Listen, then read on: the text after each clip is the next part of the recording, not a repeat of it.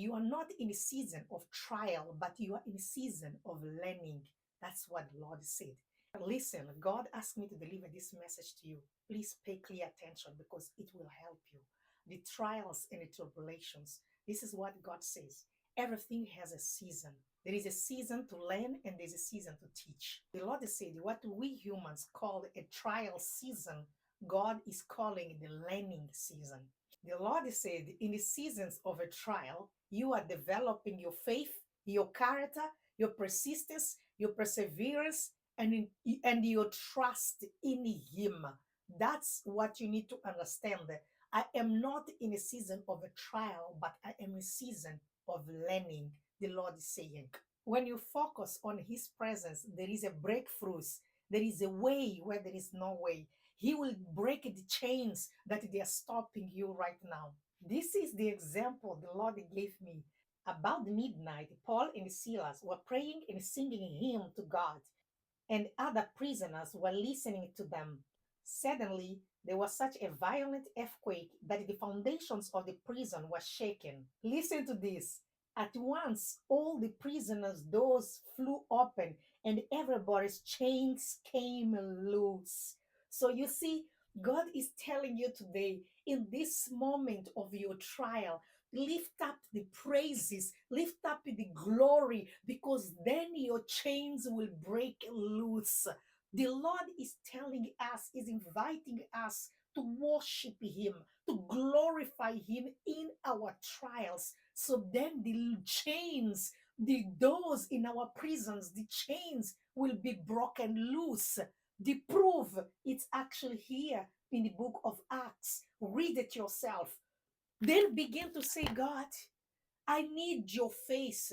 When you seek to see the face of the Lord, the presence of God in your life, that's where He breaks every chain. He makes a way where there is no way.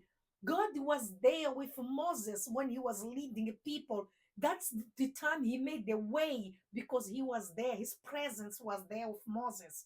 So we need to call God to His presence to be in us all the time. So He will make a way where there seems to be no way. He will break the chains that are chaining us and are stopping us to move forward. We need to remember also that Peter was in the prison, then God sent His angels to unchain Peter. Where the presence of our living God is, that's where the chains are being broken. So God told me today as I was praying and worship, you are focusing too much on the prayers of warfare and you are forgetting to seek my face. The more you focus, you elevate the enemy, the more you forget about me. Because then the balance, the scales are like this. You are too busy trying to see the victory of the devil being defeated. Then you're forgetting to elevate the one that is going to defeat the enemy. You just need to elevate Jesus for the enemy to go down. That's all what we need to do. This has been in my heart. I was crying all morning because God just poured it in my heart like, stop. Make this scale higher in my sight, not the way around you are doing. But I'm here to share with you. Lift up praises. Call upon God. Lift His name. He's the one who's going to break the chains. But find Him in His words. God is in His words. That's where you're going to find Him.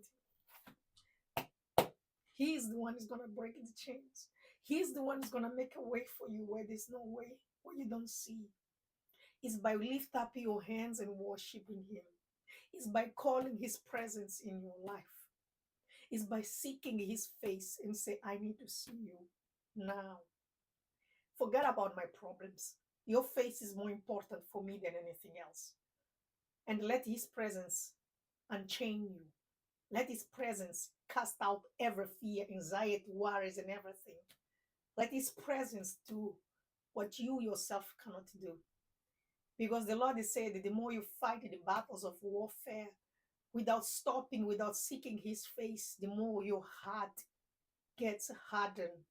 Your heart gets hardened and you can't even seem to win it because His presence is not there. For you to win the battle, you need Jesus. For you to win the battle, you need his presence.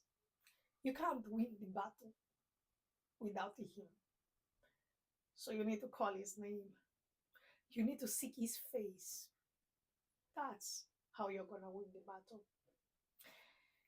The same way the other apostles did. I hope I deliver this message to you. Take care and stay blessed.